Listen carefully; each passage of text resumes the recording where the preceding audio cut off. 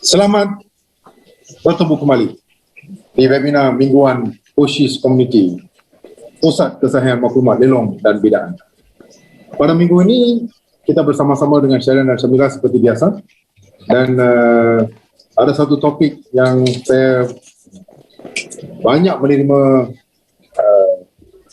persoalan-persoalan daripada bakal-bakal pembina ataupun klien kami.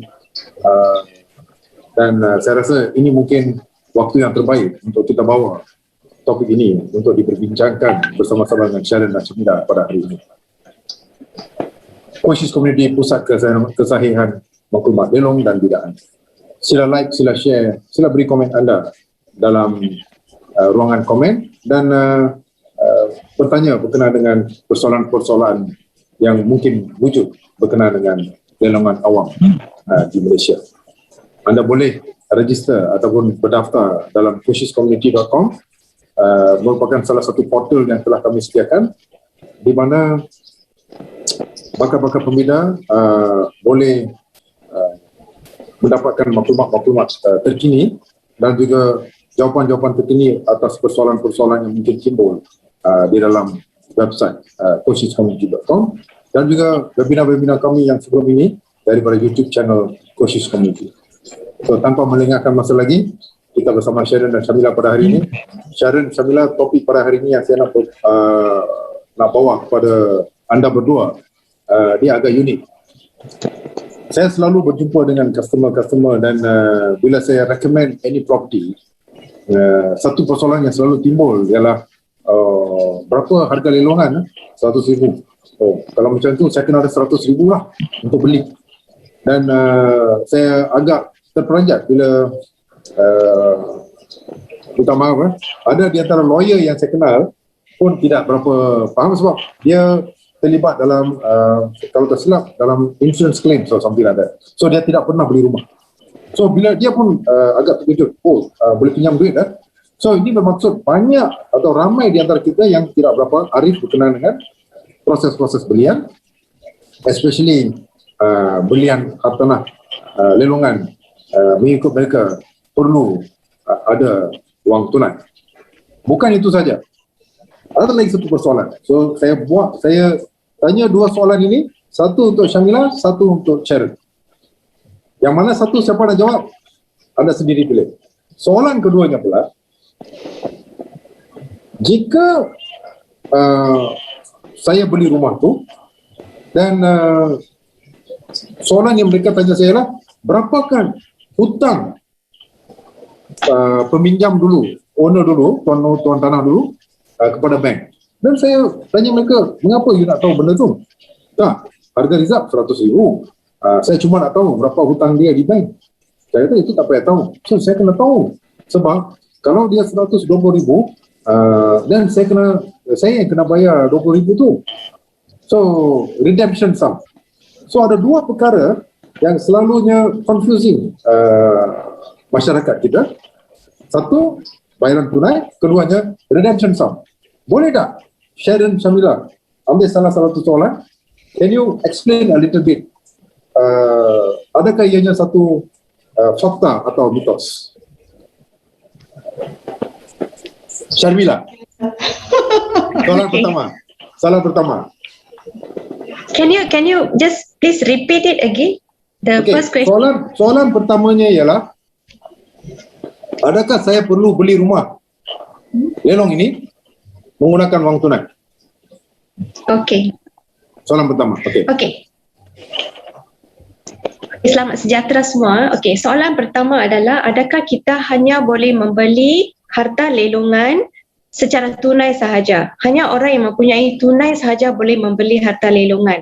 Okey, ini soalan kebanyakan orang ada juga pernah tanya saya.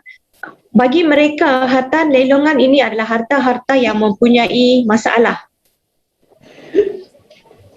Jadi, mereka tidak pasti sama ada pihak bank akan memberi pinjaman untuk hartanah-hartanah yang bermasalah ini. Jadi mereka akan mempunyai satu pandangan bahawa hanya boleh membeli hartanah lelongan secara tunai. kerana harta-harta ini tidak akan mendapat pinjaman daripada bank. Tetapi pandangan ini adalah salah kerana hampir kesemua bank memberi pinjaman untuk membeli hartanah dalam lelongan ini. Okey. Ada setengah yang dapat 90%, ada setengah yang dapat 80%, ada setengah orang dapat 70%. Ianya bergantung kepada berapakah hartanah yang mereka memiliki sebelum ini dan juga mengikut kelayakan kewangan mereka. Okey, jadi jawapannya tidak memerlukan maksud saya tidak kalau kita tanya adakah hanya boleh menggunakan tunai sahaja, wang tunai saja untuk membeli hartanah lelongan. Okey, hartanah lelongan boleh dibeli secara melalui pinjaman bank juga. Tetapi sebelum kita bercadang untuk membeli sesuatu hartanah dalam lelongan, kita harus membuat satu pengiraan sendiri iaitu bajet, di mana bajet itu akan melibatkan fakta bahawa kita harus mengeluarkan sebahagian tunai, iaitu deposit 10% itu memang kita kena ada tunai. Kerana kalau kita beli harta dalam subsale, deposit 10% mungkin juga kita boleh finance deposit wang tersebut, ataupun mungkin deposit kita hanya bayar RM500 atau RM1,000 dan setengah orang akan mengeluarkan wang EPF untuk membayar deposit. Itu untuk hartanah melalui subsale. Tetapi untuk hartanah yang dibeli dalam lelongan awam, deposit 10% itu adalah sesuatu yang mandatory, yang mesti kamu mengeluarkan deposit itu dan menyediakan bank draft dan menyerahkan kepada pihak yang membuat lelongan tersebut, ataupun sekiranya e-lelong sampaikan kepada mahkamah tinggi. Jadi wang deposit memang wang tunai dan perbelanjaan lain yang itu memang kena buat secara tunai, seperti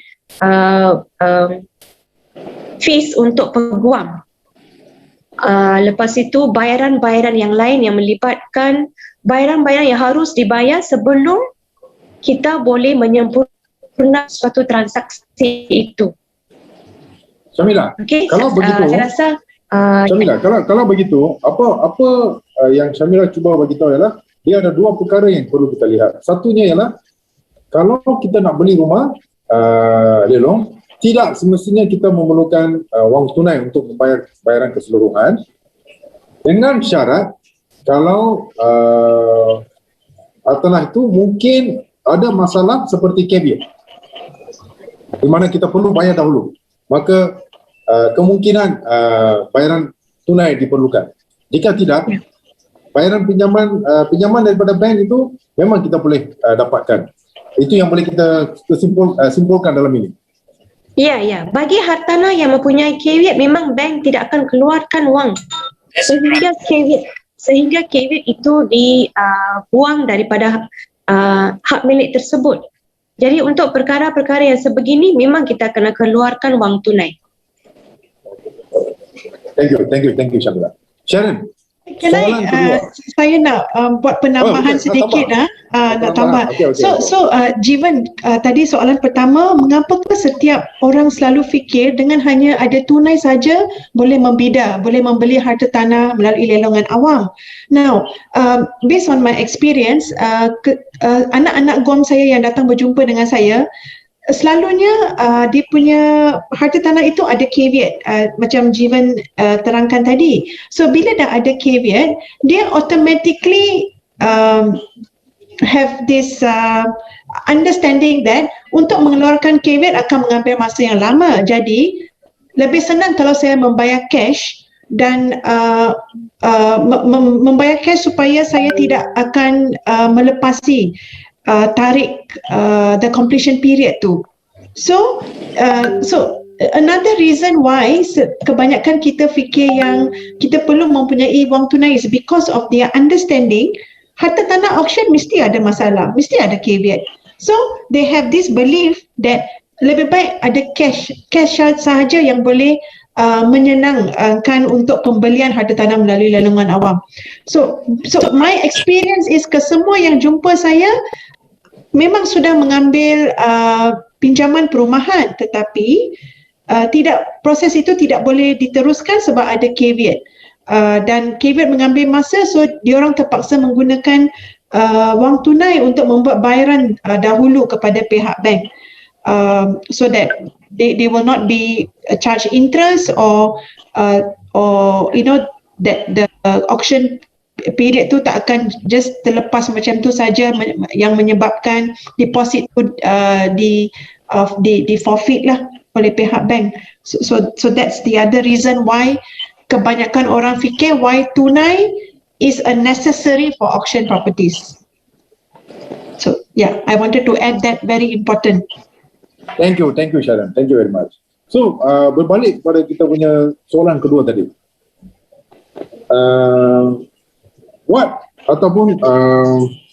apakah yang akan berlaku? Katalah saya beli rumah tersebut pada harga rizab 100,000. Persoalan kedua yang selalu timbul daripada bakal pembida, berapa hutang dia di bank? Why you want to know that? Bukan.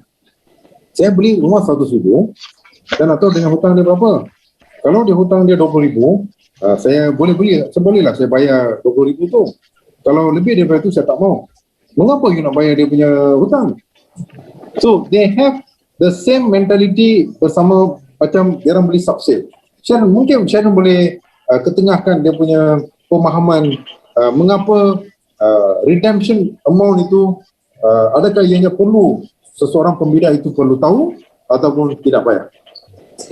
Okay, so redemption kebanyakan ianya timbul bila kita membuat subsale. Bila kita menandatangani perjanjian jual beli,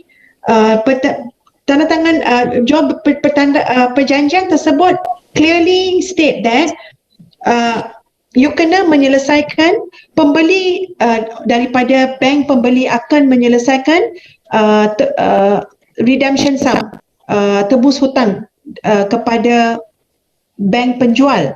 Alright, dan stage kedua baru bank pembeli akan release the balance purchase price kepada peguam, kepada penjual.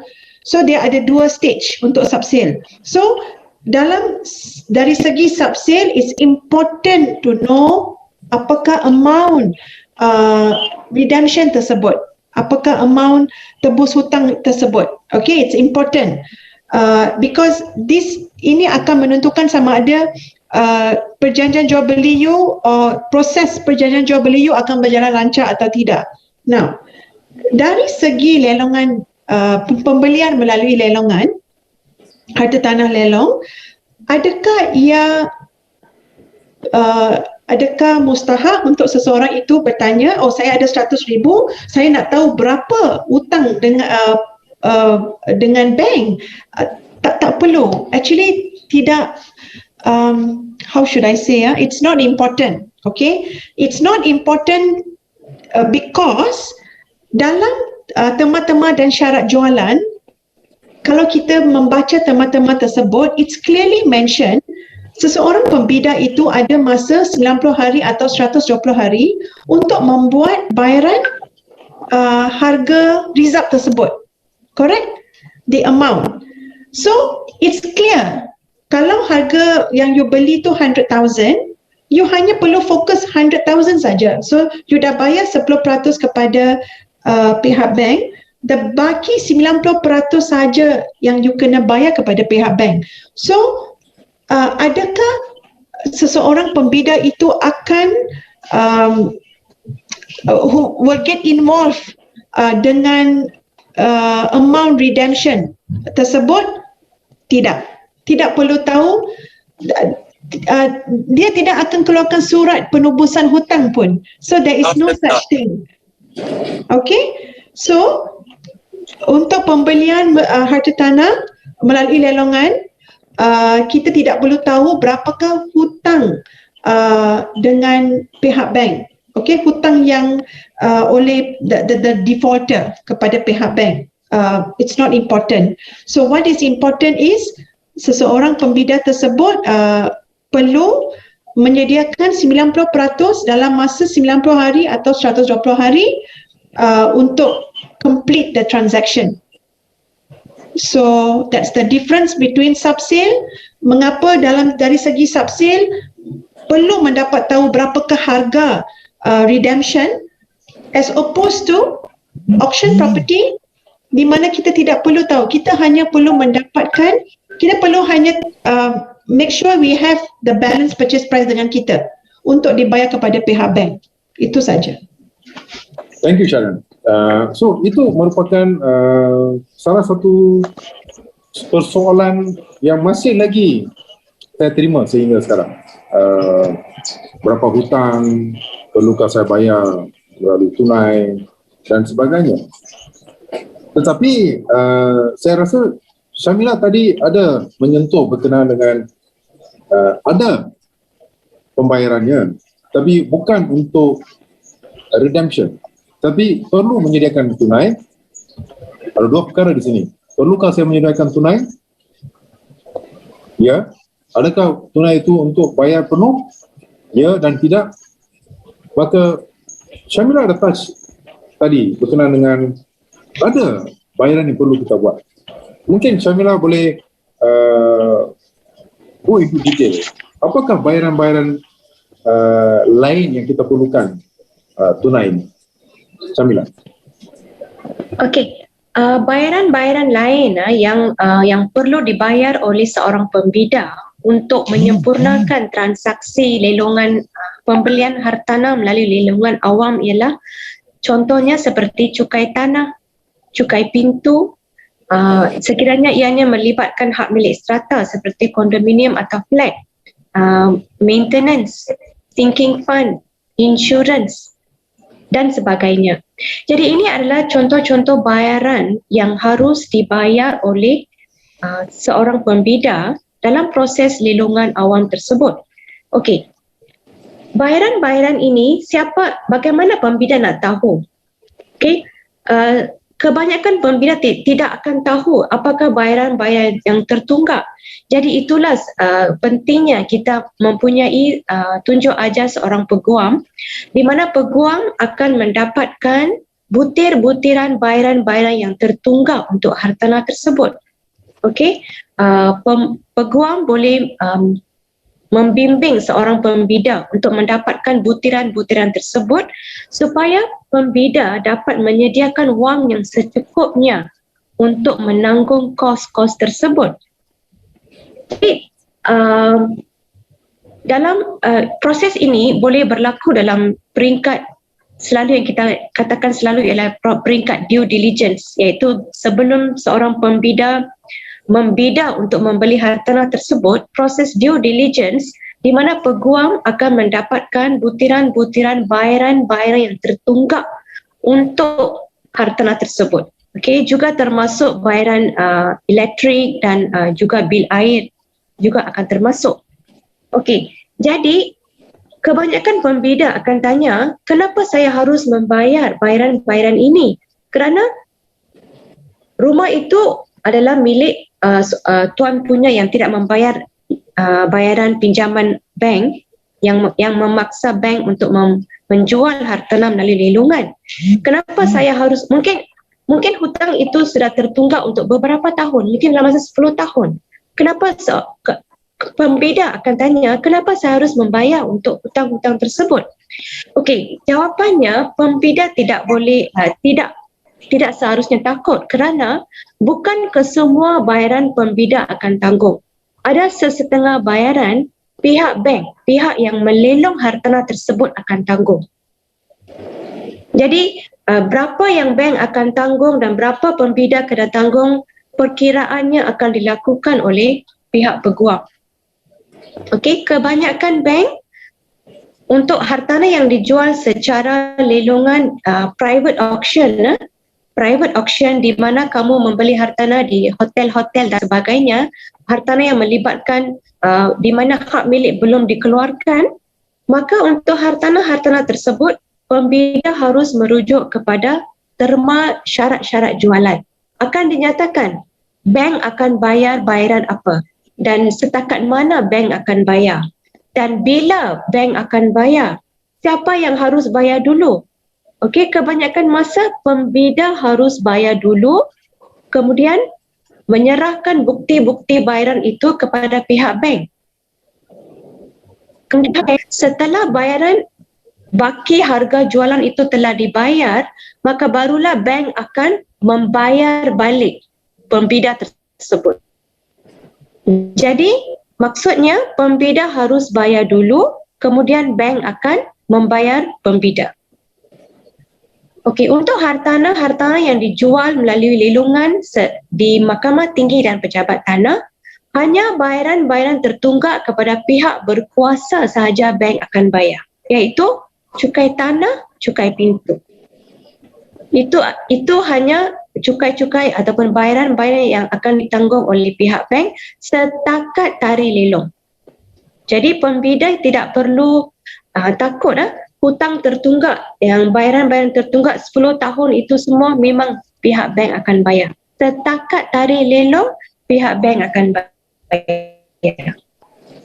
Okey, jadi ini adalah bayaran-bayaran di mana seorang pembida harus menyediakan wang tunai yang secukupnya untuk menanggung bayaran-bayaran sebegini.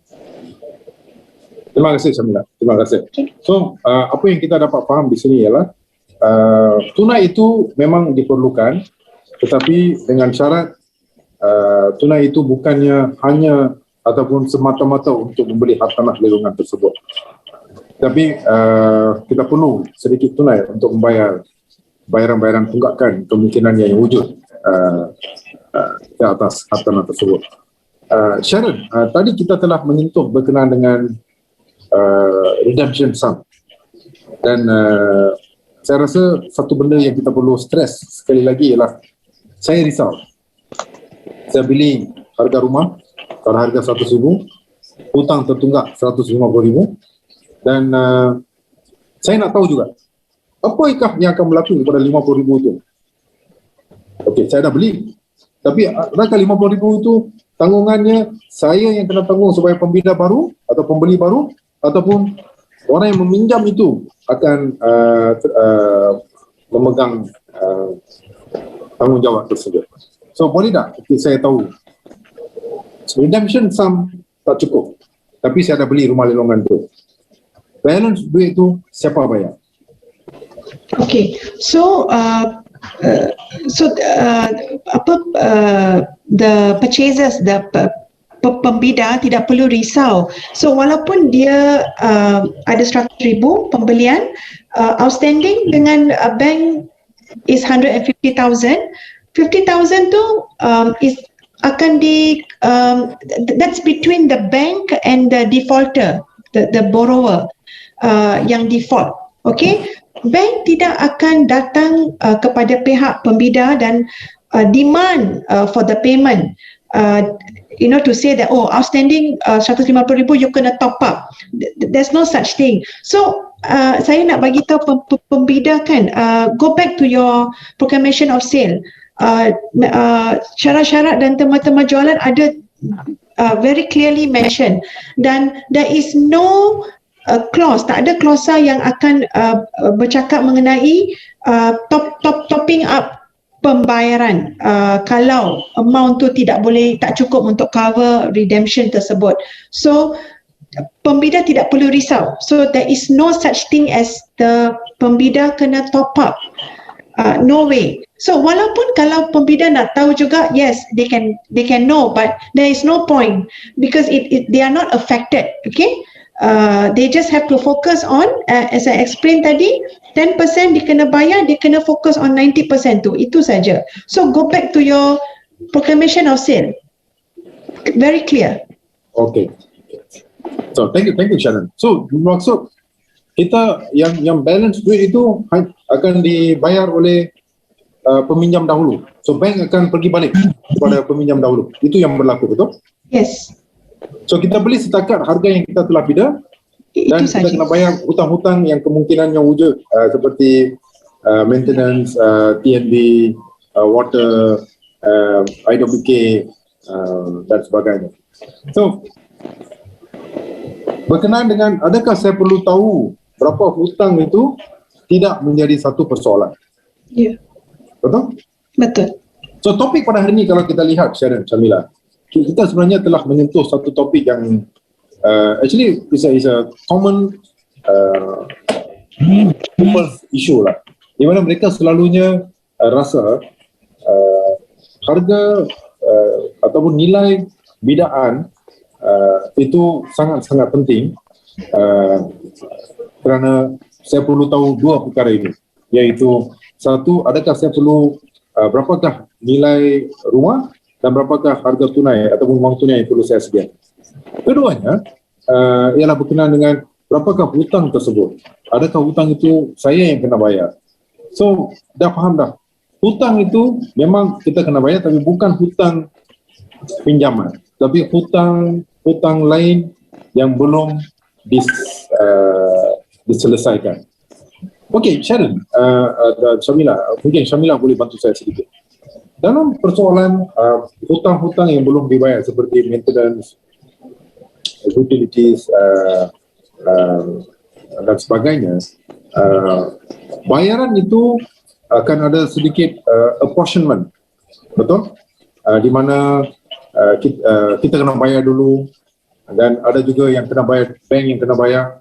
So macam mana proses itu dilakukan dan apa sebenarnya the logic behind bayar dulu dan claim kemudian dan sebagainya. Bagaimana ia yang berlaku?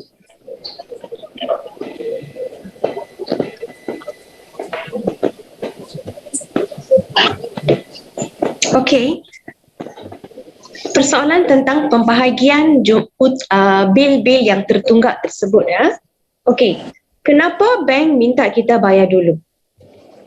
Baru claim kemudian. Bila? Okey. Kenapa bank hanya akan bayar balik setelah baki harga jualan telah diterima? Okey. Memandangkan ianya adalah harta lelungan, sekiranya bank bayar dahulu dan memberikan butir-butiran kepada pembida, katakan pembida tidak berjaya untuk menyempurnakan pembelian dalam lelungan tersebut. Jadi, bank akan mengalami kerugian.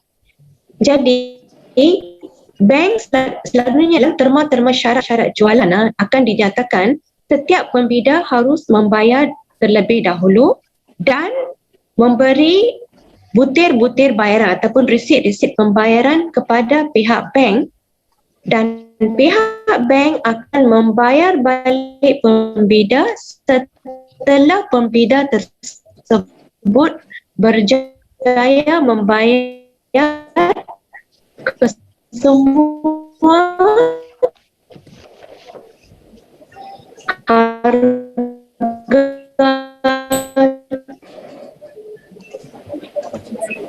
jualan tersebut. Pada masa itulah bank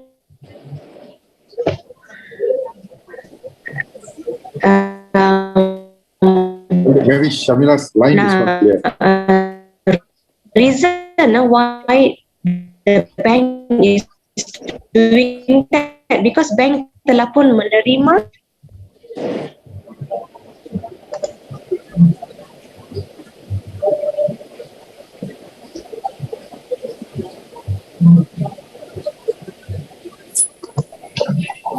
Mungkin Sharon boleh bantu untuk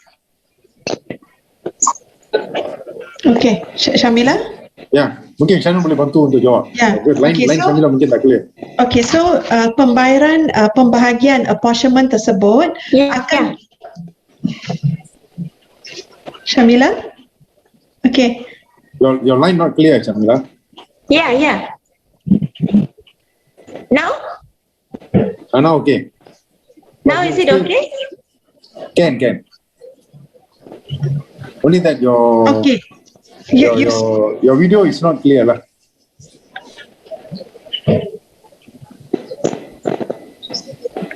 Oh, can now? Yeah. Okay. You stopped that. Bank will get you all to pay.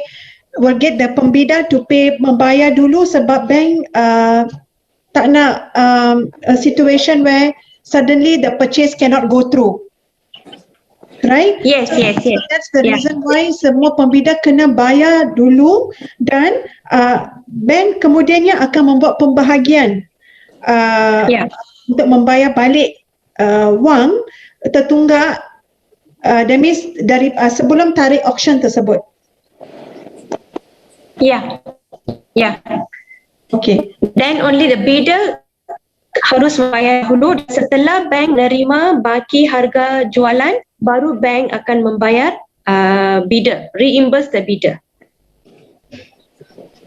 Okay, so that is the reason bank akan meminta pembida untuk bayar dahulu, kemudian bank akan menyelesaikan kerana bank telah pun menerima jumlah hutang yang tertunggak untuk hartanah tersebut. Jadi bank akan menggunakan wang itu untuk membayar sebahagian daripada bil-bil yang tertunggak. Okay. Okey, dalam hal yang sama ini, Sharon, mungkin Sharon boleh bantu saya dalam hal ini untuk menjawab soalan ini. Dalam hal tunggakan yang wujud, kerana tunggakan itu bukan kecil-kecil wang dia, besar juga. Bolehkah saya mendapatkan pinjaman untuk membayar wang tersebut? Sharon. Okay.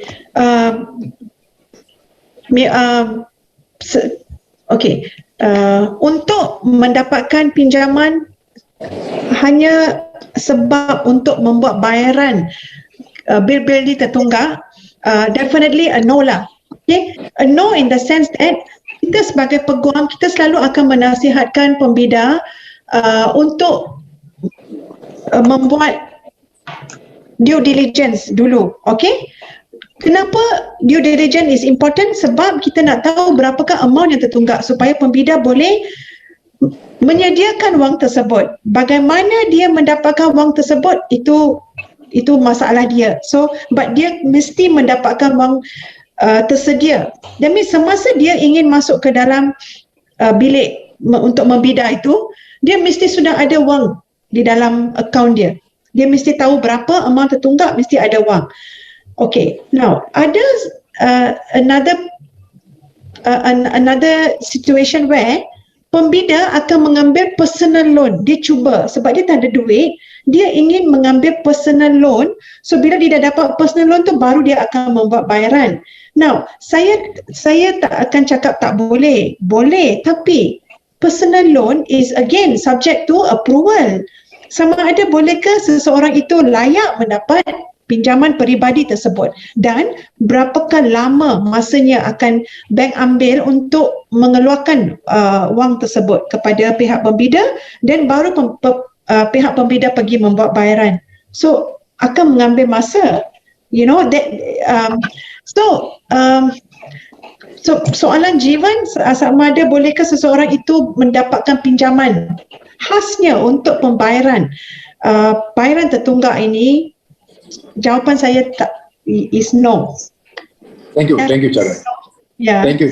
Yeah. So, ini merupakan satu persoalan yang mungkin timbul sebab dia orang rasa, oh saya beli 100,000, hutang lain untuk untuk utilities dan sebagainya itu mungkin 10,000, boleh tak saya pinjam 110,000? So, you only be calculated based on 100,000 but not on your 110,000. So, ini merupakan soalan-soalan yang saya telah beritahu tadi yang selalunya saya terima daripada bakal-bakal pembida kerana mereka kurang arif dan kurang faham bahawa bayaran bulanan bayaran penuh sesuatu hartanah lelongan itu tidak semestinya perlu dibayar menggunakan wang tunai, kerana kita juga boleh mendapatkan pinjaman. Begitu juga dengan due diligence yang kita telah buat itu, dia juga akan membantu kita untuk tahu berapakah hutang yang perlu kita bayar when it comes to utilities sahaja, utilities, maintenance dan sebagainya. Untuk itu sahaja berapa amount dia. So dengan mengetahui kedua-dua bahagian ini, bolehlah kita tahu, bolehlah kita merancang pembelian kita dalam lelangan awam. So, apakah satu kesimpulan yang kita boleh buat pada hari ini, Syamila, berkenaan dengan topik kita yang menarik, iaitu berkenaan dengan bayaran ekstra yang perlu saya buat, bayaran tunai dan sebagainya. Boleh tak Syamila buat satu kesimpulan webinar kita pada hari ini? Okey, secara kesimpulannya melalui perbincangan kita pada hari ini adalah jelas bahawa wang tunai memang penting untuk membeli sesuatu harta dalam lelangan awam. Tetapi pada masa yang sama kita boleh mendapatkan pinjaman perumahan untuk membayar wang baki, iaitu baki 90% itu. Okey, cuma 10% kita bayar tunai, 90% kita boleh mendapatkan pinjaman perumahan bergantung kepada kelayakan kita dan juga bergantung kepada hartanah tersebut ya. Kalau hartanah melibatkan caveat, jadi memang susah nak dapatkan pinjaman perumahan. Pada masa itu kita akan menggunakan wang tunai 100%. Okey. Dan juga untuk perbelanjaan lain yang amat penting ialah perbelanjaan untuk membayar bil-bil yang tertunggak itu. Okey, jadi pada masa kita membuat due diligence, iaitu sebelum masa kita membida, dalam masa seminggu atau 2 minggu sebelum kita membida, ini adalah masa untuk kita melakukan penyiasatan yang terperinci mengenai sesuatu hartanah. Dalam proses itu kita akan dapat mengetahui apakah jumlah bayaran-bayaran yang tertunggak yang kita harus menyediakan wang yang secukupnya untuk membayar wang-wang tersebut. Jadi nasihat saya ialah dapatkan nasihat daripada peguam untuk mengetahui apakah jenis-jenis bayaran yang akan timbul dari masa ke semasa dalam proses pembelian hartanah dalam lelangan awam, supaya kita dapat bersedia membuat satu pengiraan ataupun bajet untuk diri kita supaya proses pembayaran balik dalam tempoh 120 hari atau tempoh 90 hari itu berjalan dengan lancar. Okey, jadi setiap pembida dinasihatkan mengetahui perbelanjaan ini sebelum membida untuk hartanah tersebut. Pastikan kamu ada duit yang secukupnya. Kerana ada setengah anak guam, saya pernah lihat dia akan tersekat di setengah dalam proses itu kerana tidak ada duit untuk membayar bil-bil yang tertunggak. Kerana ada juga bil-bil tertunggak yang boleh sampai beribu-ribu. Okey, dalam khasnya saya pernah melihat dalam kes-kes di mana hartanah laka, iaitu hartanah yang tidak mempunyai hak milik, dia punya bayaran tertunggak itu akan melebihi 3, 4 ataupun 5,000 juga ada juga pada masa yang saya pernah lihatlah. Jadi nasihat saya, tolong buat satu pengiraan sebelum kita membida supaya proses itu dapat berjalan dengan lancar dan kita tidak kehilangan 10% kita. Okay. Thank you, Syamila. Thank you. So ini merupakan satu perkara yang kita perlu lihat. Kesimpulan yang Syamila telah bincangkan tadi berkenaan dengan cash tunai itu diperlukan hanya dengan syarat jika adanya caveat dan sebagainya. Sharon, apa pula kesimpulan yang Sharon boleh buat berkenaan dengan topik kita pada hari ini? Kesimpulan saya sama seperti Syamila yang terangkan tadi, very detail. Kita perlu membuat perancangan kewangan sebelum kita memasuki lelangan awam. So due diligence is important. Dengan due diligence baru kita akan mendapat tahu berapa banyak yang diperlukan, berapa banyak lebih yang perlu disediakan. The only reason is because yang Syamila terangkan tadi, supaya proses lelangan kita akan berjalan dengan lancar, with no hiccups or with no tiba-tiba dalam in between tak boleh nak dapatkan duit nak buat bayaran tertunggak, atau kalau dari segi pinjaman tidak dapat 90% margin, hanya dapat 70%, then you kena come up with an additional 20%. So itu semua adalah perancangan yang perlu dibuat oleh setiap pembida terdahulu. So dengan adanya perancangan, sebelum perancangan itu is due diligence. So each of us, it's important to do a due diligence, baru kita boleh dapat tahu amount yang diperlukan and a plan. So a proper plan so that our proses auction akan berjalan dengan lancar. Okay. Thank you Sharon, thank you Syamila. Satu pencerahan yang agak teliti berkenaan dengan wang tunai diperlukan. Adakah wang tunai diperlukan untuk membeli hartanah lelungan? Adakah kita perlu risau dengan hutang-hutang lapuk atau hutang-hutang yang melibatkan pinjaman oleh tuan punya peminjam dahulu? Adakah kita perlu tahu pasal benda itu? Adakah ia perlu kita risau? Dan juga yang seperti yang Sharon dan Syamila telah highlight, yang kita perlu risaunya ialah yang berkenaan dengan hutang-hutang yang melibatkan utilities, maintenance. Bahagian itu sahaja yang perlu kita risau, dan bukannya risau berkenaan dengan hutang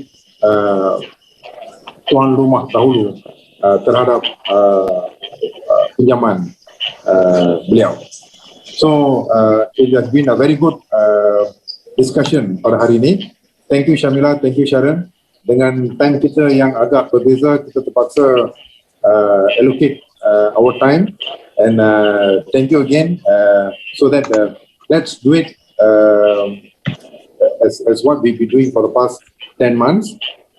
Kita akan seperti yang telah saya beritahu dekat Syamila, seminar pada hujung bulan April nanti cukup menarik kerana banyak lagi hartanah-hartanah dan juga opportunity yang kita akan share dalam bulan April nanti.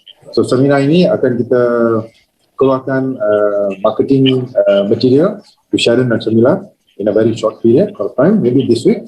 Then from there we can start looking forward to educate a more focused group, first-time home buyer and investor. We are only going to allocate 250 seats, and because we don't want to focus many people, just 250 seats, and it's going to be a massive seminar in April. So thank you very much, Sharon. Thank you very much, Syamila.